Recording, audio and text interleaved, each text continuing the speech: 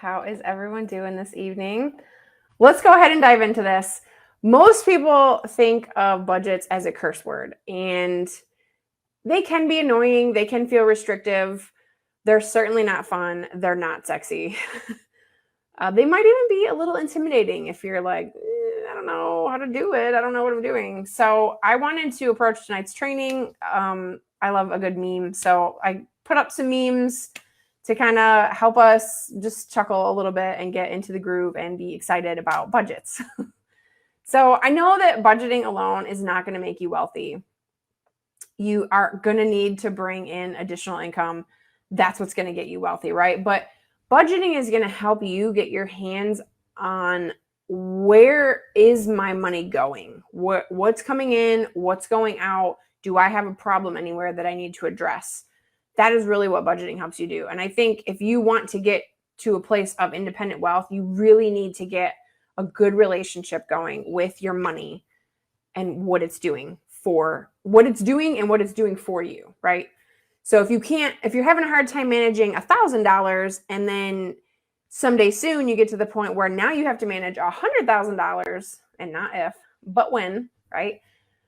$100,000, you're still going to have troubles managing that if you couldn't do it when you had less, right? So we want to get a good handle on what we're doing now. And then as we grow our wealth, we will have a great idea of what to do with all of it because we'll be used to it from doing it now. Plus, if when you're going through this process, you're able to cut some of the things that are like, ooh, I don't need that, don't need that, don't need that. If you're able to cut some of that from your life, now you can take that money and put it into like investing in a new income stream. Because I know a lot of the ones we talked about last week, you might need a like upfront time or upfront money. If it takes upfront money, bam, now you got some money up front. So let's kick this off. I know some of you may be thinking this. I don't blame you. Some of you might be like, I don't know if I really need a budget. I don't know if I don't have spending problems. I live pretty comfortably, but you should know where all your money is going because you don't want to end up like this, right? It was there and then it's gone. I don't know why. Or maybe you're like, I have no money. So what is the point of having a budget? It's just going to tell me I'm broke. But truly, if you don't have a lot of money, you need a budget so that you know exactly where you are, where you need to get to. So it'll help tell you like, I need to get another job because I need to bring in X amount more every month. So a budget is super important for you if that is you. And I want you girls to check your mindset because we learned a couple weeks ago, right, that our self-image is what we make it and what we believe about ourselves, right? So if you are one of those hypnotized people that's just walking through life, believing about yourself things that other people told you throughout your life that may or may not be true, you got to snap out of that, right? I believe that you can do this, and you need to believe that you can do this because you absolutely can. I've given you a couple of tools today to help you get started, and I know that you can do this. And if you have troubles along the way, just reach out and I will be more than happy to help you because I want you to have a good relationship with your money, okay? And I know if you never make a budget, then you can't go over budget, right? You can't fail. Like if you're anything like me, sometimes I just don't even want to try if I think that I might fail. So we don't want to do that either though, right? Because this is a startling statistic, right? Like so little a day adds up so quickly. And some of you might be looking at that like, oh my gosh, I know I was kind of surprised when I took the screenshot. So we don't want to get to this point, right? And you might think like, I just don't have time for that. Well, I've put together a spreadsheet that's going to get you started. So hopefully it takes less time to get it going and less time to implement in your life every month.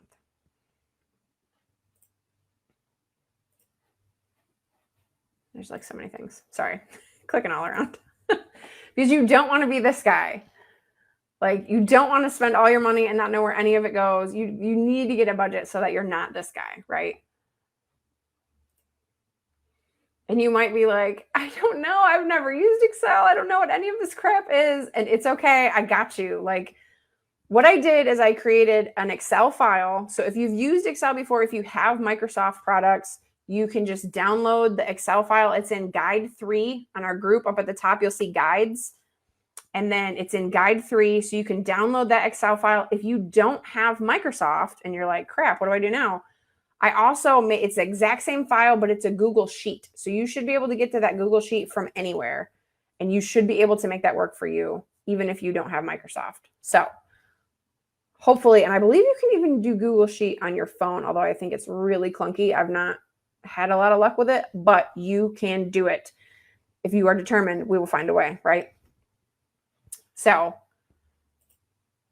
a lot of people don't want to put a budget together because they feel really constricted, like handcuffed by their budget. Like, I can't have any fun, or I'm going to feel guilty about it every time. But that's not true. And I'll show you that when we get in there. Actually, no, let's just go ahead and get into it. So let me bring up the Excel here. So this is the Excel sheet that I put in Guide 3. And like I said, you should be able to click on the link for the Google Sheet if you don't have Microsoft Excel. And I want you to look at the bottom left corner down here. So there are 3 different tabs, and I set it up so that if you got paid weekly, these are the Fridays, the dates of Fridays in June. And then same thing in July, August, September. I think I went through October. Yeah. So basically, this is every Friday from now until the end of October. And if you get paid weekly, you can put your stuff in this tab. If you get paid bi-weekly, every 2 weeks, I wasn't sure. Some people might get paid this Friday. Other people might get paid next Friday. So I set it up bi-weekly. That's what those 2 different tabs are. So whichever one is true for you, go ahead and start from that tab. But otherwise, they work the same. It's just a matter of how much income you're putting in. You know, it's going to be more than if you get paid weekly. And which tab you're going to use. So I'm going to go ahead and start with this one just because it's the one I have up. This looks a little bit different from the example that I gave you because I think I had 1,200 in here in the example. And when I was practicing with this earlier, it was making my numbers not come out in a way that I wanted. So we're going to just go with it from here. But up in the upper left-hand corner, that's where you're going to put in, if you have a partner that you are splitting financial responsibilities with, like husband, wife, whatever, you're going to put in one of your guys' paychecks here and the other of your guys' paychecks here, just to so you can figure out, hopefully you both get paid on the same interval. If you don't actually, then what you'd want to do is come back here to the weekly. And then if your partner gets paid this Friday and you get paid next Friday, you could go ahead and do it that way. So that's why I created both for you. But basically, this information, you're going to put in what your typical paycheck says. I know sometimes there can be fluctuations. And then this row that's called weekly income, which should really be biweekly income on this biweekly sheet. This is basically just adding, you can see up here, it says it's adding B2 and B3. So this is cell B2, this is cell B3. It's just adding those together. And if you get paid something different every time, then you might need to just come in here and put in here what that amount is instead of having it reference this up here. Like if it makes it too difficult to look back here every time, then don't use that. Just put whatever the 2 of them combined are right here. The next row is expenses. So this cell is just adding, it's adding up everything in row E9 down through E66. So this is E9 all the way down to E66. It's going to add it right here. And then the unaccounted funds is basically looking at this plus this, but this is a negative number. So it's kind of like this minus this. And that tells you what you have left over.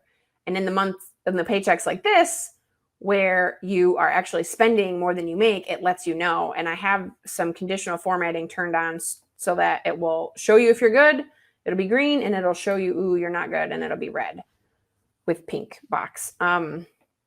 So that's kind of how it's set up to work so that you can look at these 2. And actually, if I highlight them together and I come down here to this corner, you can see it says sum 56. So that means that together, these two numbers total 56. So I'm actually 56 in the black, which is great. I'm not red for the month. And when I'm setting out to do my monthly budget, I can see that, okay, I'm going to be short. So I'm going to need to use some of this money to float myself through this period. And you'll be able to do that and you'll have 56 bucks left over. So let's talk about how did I create all the stuff that rolls up into these numbers. So on the left-hand side, it's basically you want to put in every cost that you know you're going to have on a regular basis. So some of those costs might be weekly basis, some of them might be bi-weekly, some of them might be monthly, some of them might be yearly. And as I scroll down, we'll talk about those.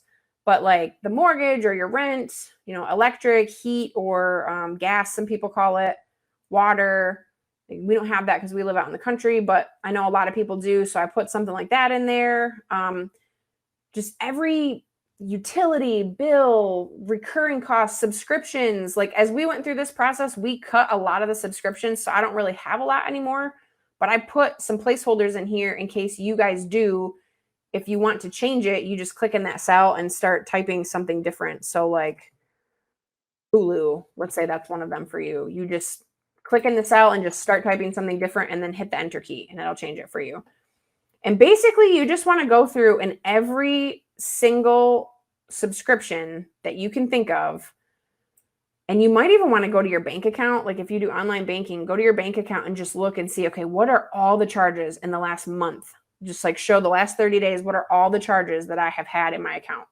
And that will help you find some of these. And then you're just going to do the amount, like what it typically costs. I know like electric and heat and stuff are different every month, but roughly, maybe you want to go halfway between like your summer cost and your winter cost or something like that. Doesn't have to be too complicated, just something that's a placeholder to kind of give you an idea of what you're looking at. You fill out all of that for every single one of these costs. And then in the due date, that's the day of the month that bill is due. So like our mortgage is always due on the 1st. And you just go down and fill that out for every single one of these. Usually that doesn't change month to month. So hopefully that's easy for you. I'm going to scroll down a little bit farther.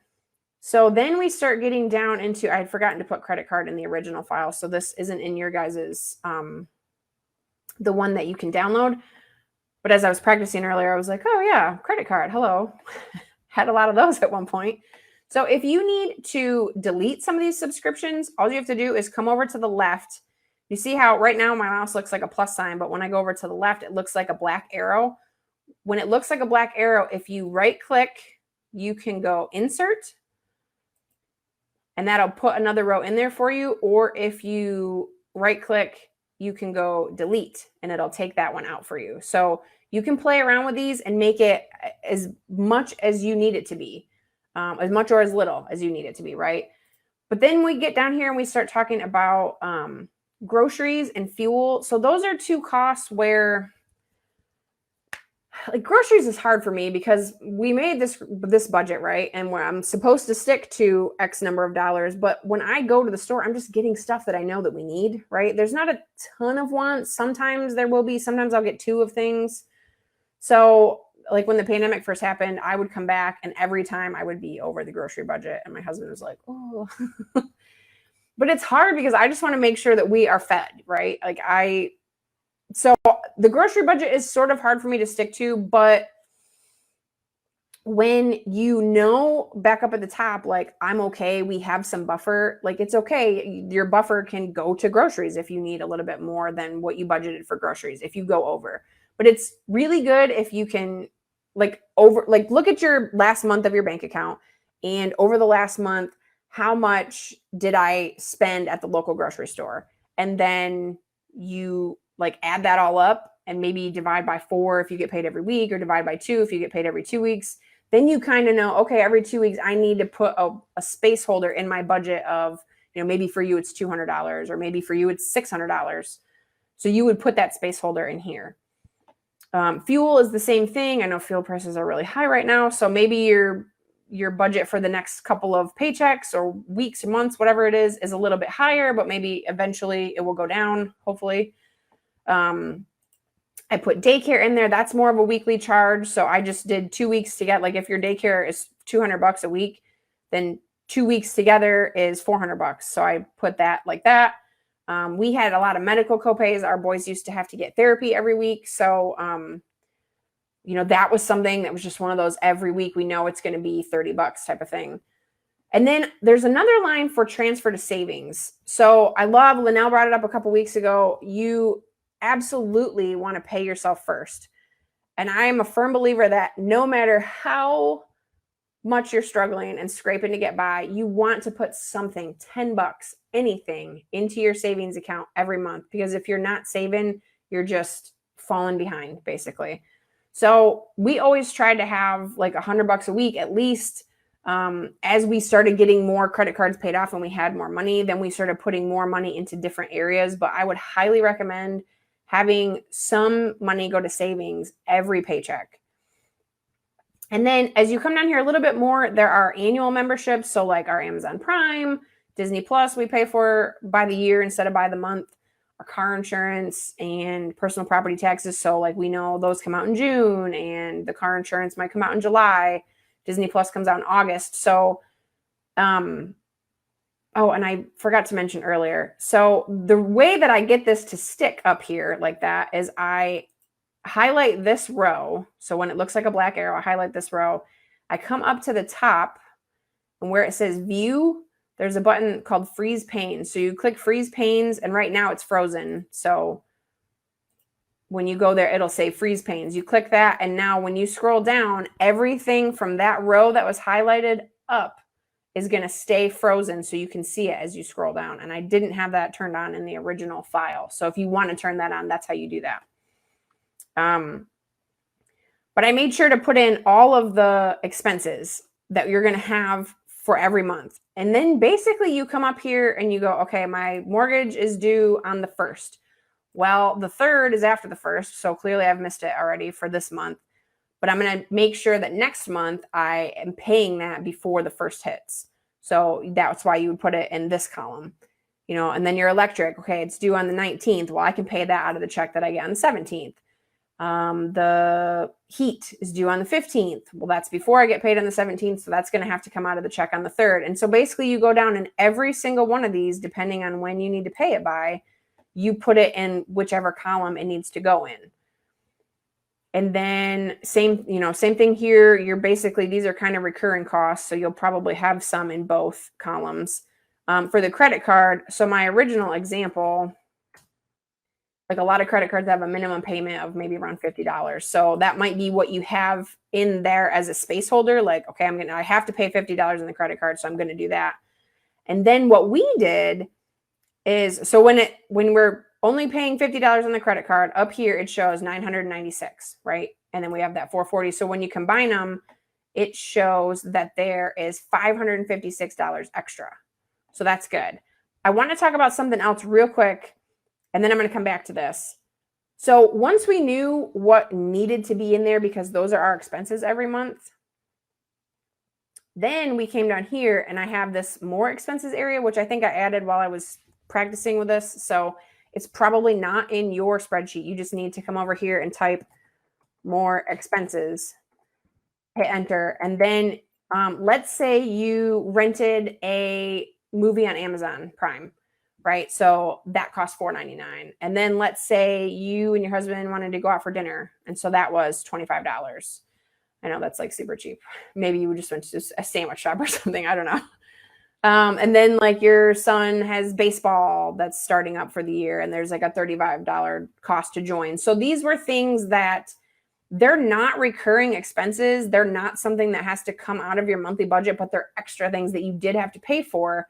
So you want to put all that kind of stuff down here, like as you're going through. A good practice is really at the end of the week. Like, so we used to have a budget party on Friday where we would sit down and look at, okay, for the week, did we have anything extra that needed to go down here that we paid for? Hopefully, that week there wasn't. But basically we were trying to spend as little as possible. So this construct that I'm showing you, people refer to it as a zero balance budget. And really that just means, so after all of my expenses, that I know I'm going to have. And then after adding in all of these expenses down here, where I didn't know I was going to have those, they're not part of my monthly budget, but it is stuff I had to pay for. When you put all that together, you're left with a total like this.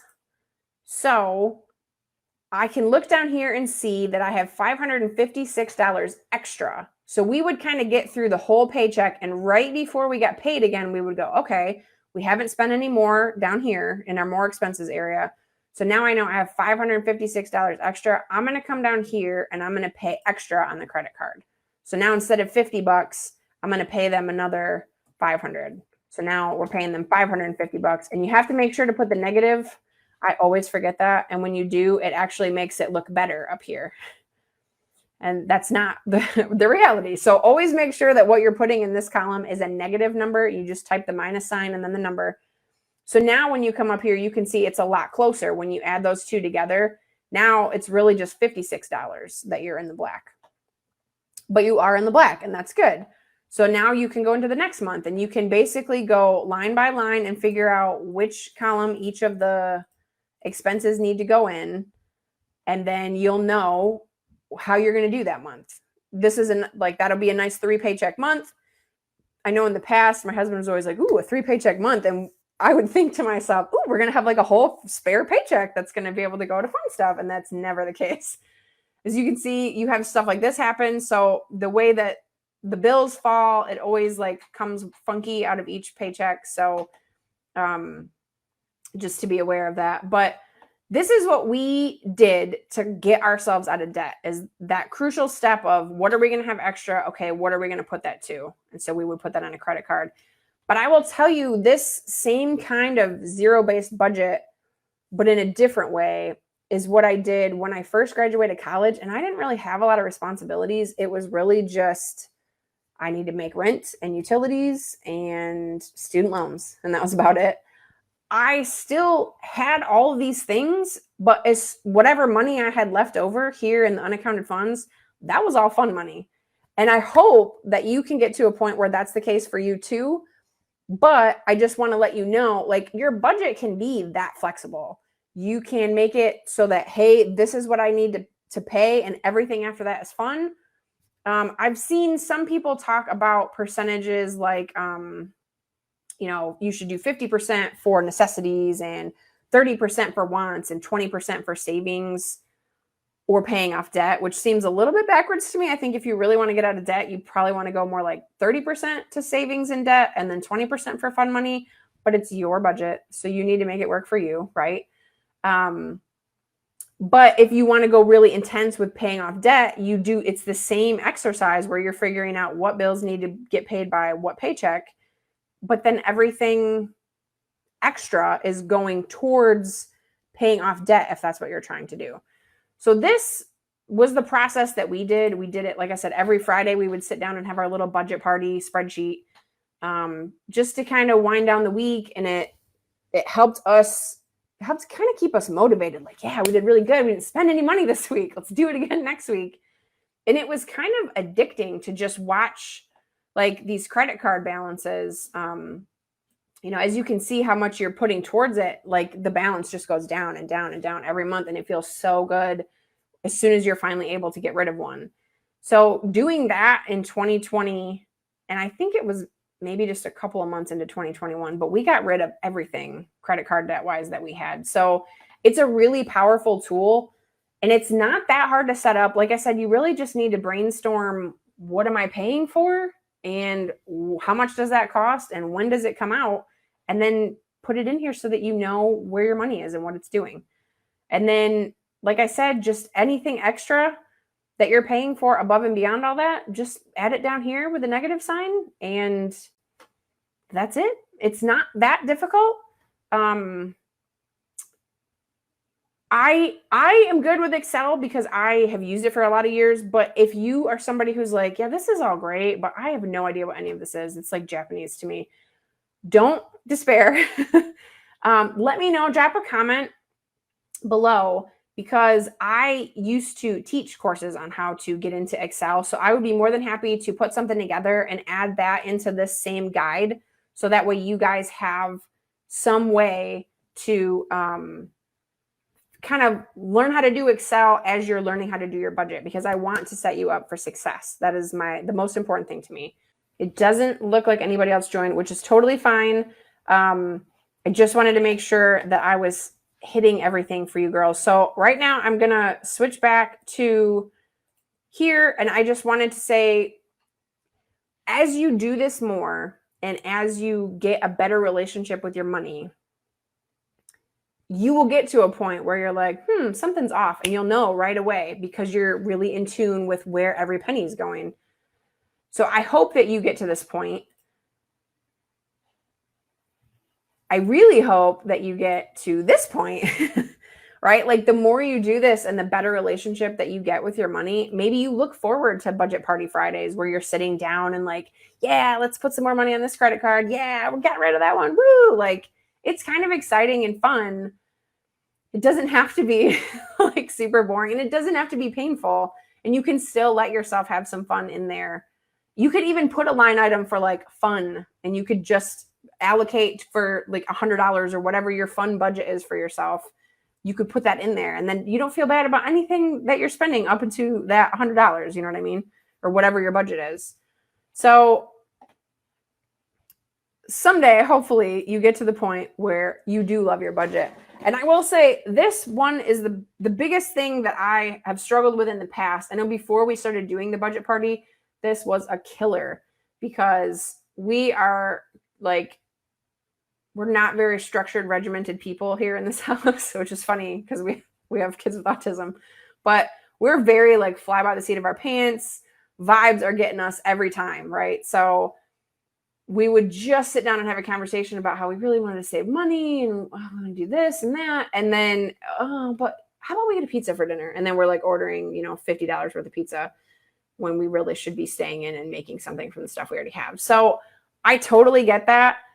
I'm super impulsive, but once we put the budget together, and I hope this is the case for you too, once you put it together, now you're aware, you're thinking about it, and you're like, man, I don't know, then I won't be able to put as much on my credit card or whatever your situation is.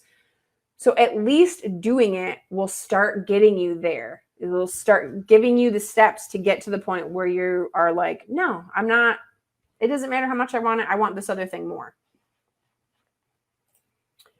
And I know maybe you are looking at, we talked last week about goals and kind of imagining where you want to be, thinking about that number at the end of the month that you want to be bringing in. So maybe you're looking at your budget and you're like, oh, this is so depressing. I'm never going to get there. Don't fret. Please don't fret, because next week, actually, we are going to talk about getting some clarity on that number. But to get there, you need to know what your bottom line expenses are. So that's why I wanted to do this lesson first, because I want us to know for sure what we need to live. Like this is our base, like these are our expenses. And then we'll be able to talk better about what kind of a number you need to be bringing in per month. So that's why I did this one first. All right, ladies, let's do this. I know that you can do this. If you have any questions at all, if you're like, I don't know what the heck she's talking about, please reach out to me. I am here for you. I want to help you be successful and get into this. So, congrats on sitting through this, and hopefully it was fun. And if you have any questions, like I said, please reach out. I'm here for you. Have a great night, ladies. Take care. Hello, ladies. I'm so sorry for jumping back on to talk about budgets yet again. And I know I didn't really announce it or anything this time, but I always forget things. Like we're going over stuff and I like have all these notes and everything, all the stuff I want to hit. And then I'll record it and I'll go back and watch it again. And I'm like, oh, I didn't talk about this and this and this. So just really quickly, I wanted to jump on here and talk about a couple of things I forgot to mention. So one of the things that we would do when we would go on our budget party spreadsheet Friday nights, when we're going back over and looking at the week, when like, let's say, you remember how like for electric, sometimes you don't always know what your electric bill is going to be. So over here we have $150 and we put that in as a placeholder, but let's say it's the 19th and it's time to pay our electric bill, and our electric bill was only like $120 this month. So we would come in here and we would update that to be, let's say it's $120.62 or something. we would put in the actual amount that we paid, and then we would take that cell and turn it, you can go up here and make it like green or whatever. And so basically by the end of the month, these will all be green, these will all be green, these will all be green, and these will all be green. But it also updates your amounts up here as well, so you have a better idea of what you are working with in terms of how much money you have left. And I think that was the only thing. I also wanted to show you as you go over, like if you continue to do this past October. So I don't know off the top of my head what the next dates would be. But you would put that next Friday you get paid here. You would put the Friday after that here. You would highlight both of these. You just click and drag to highlight both of them, and then you say merge and center, and then you would just type in November. And the cool thing about Excel, if you click in this cell and you highlight both of these, so now you have all three highlighted. See how right now my mouse is a plus sign? When you put it down in the lower right-hand corner, it becomes like a black plus sign. When it does that, you need to click, and then if you drag it over, and now it brings all those formulas over to the next cell. So if you're like, I don't want to keep typing all this stuff in, you don't have to. You can really just drag this over as many times as you want. And then all you have to do is fill in the dates of the Fridays that you'll get paid, and then do the months up at the top.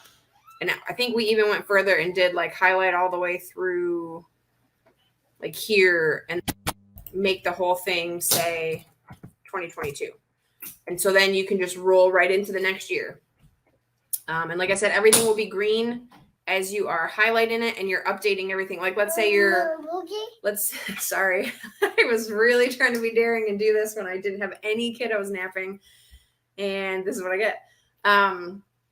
But let's say your water bill was only $26. So when you go to pay that, that'll be negative 26.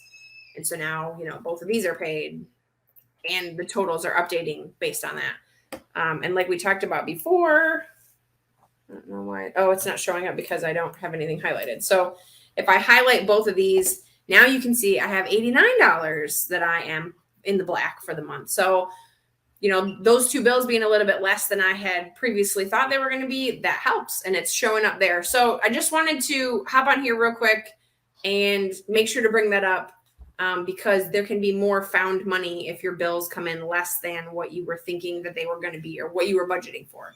So that is all for today. Thank you, ladies. I hope you are having a lovely week, and we will see you more later or next week, possibly. I'm not sure when I'll be on here to go live again, but you guys take care.